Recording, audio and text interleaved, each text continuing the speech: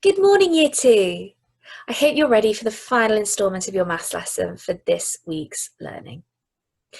Let's have a look at what we'll be learning today. So, as always, we begin with our flashback 4. Pause the video now and see if you can answer the questions. So, of course, the next two shapes in the pattern were the rectangle and the circle. The bee is turning anti-clockwise. A third of 15 is 5. And the shape, of course, is a cylinder. Now today we're going to be having a look at solving problems with multiplication and division. Now this is a little bit trickier than addition and subtraction, but don't worry. Can you use a bar model to represent the problems? And just remember, if you're doing multiplication or division, what needs to be the same in all the bars? Pause the video now and see if you can have a go at answering this discover. How did you get on? So the ways that you're going to be successful today are, it's really important that you read the question carefully, because you'll need to look at the language in the question and decide whether you need to multiply or divide. Now, the things that I'd like you to consider are, do you always have to find the price of one item? Or is there a more efficient way to calculate the answer? And I wonder, did you calculate the answer to B in the same way as Flo did, or did you come up with another method? So for question A, we've got a bar model here to represent the 4 masks costing £5 each. 5 times 4 is 20. Now, when figuring out the cost of one beach ball, you know that 6 beach balls cost £12. So each beach ball must cost 2, and 2 times 3 is 6. So Flo has said, I know that the cost of 3 beach balls is half the cost of 6.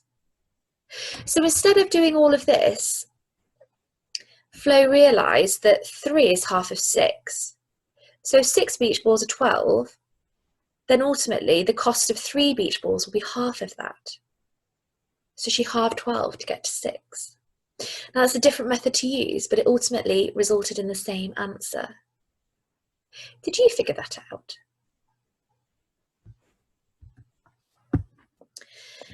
Now here we're going to have my turn first. Eric buys 8 pairs of flippers. So how many flippers are there altogether? You may be able to answer this immediately and know that 8 lots of 2 is 16.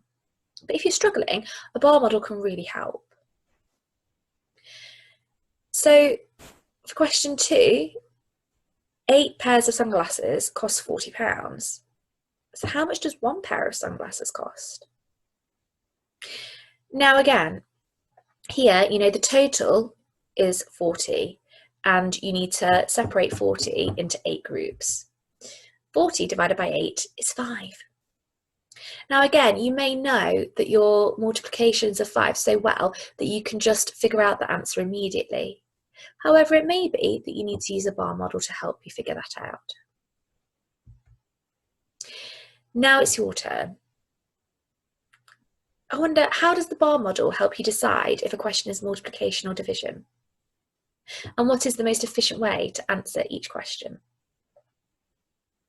Pause the video now and answer these questions in your jotter.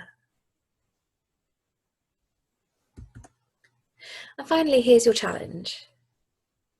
If you've answered it correctly and you found it okay, could you come up with your own question and challenge myself and Mr. Cook? Pause the video now and give it a go.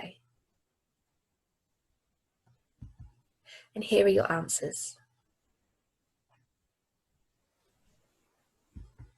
Now it's time to move on to your practice book.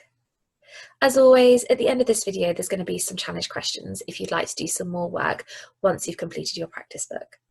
But for now, pause the video and give it a go.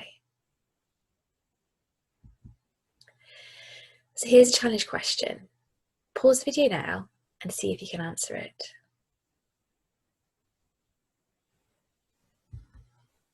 And finally, give this one a go.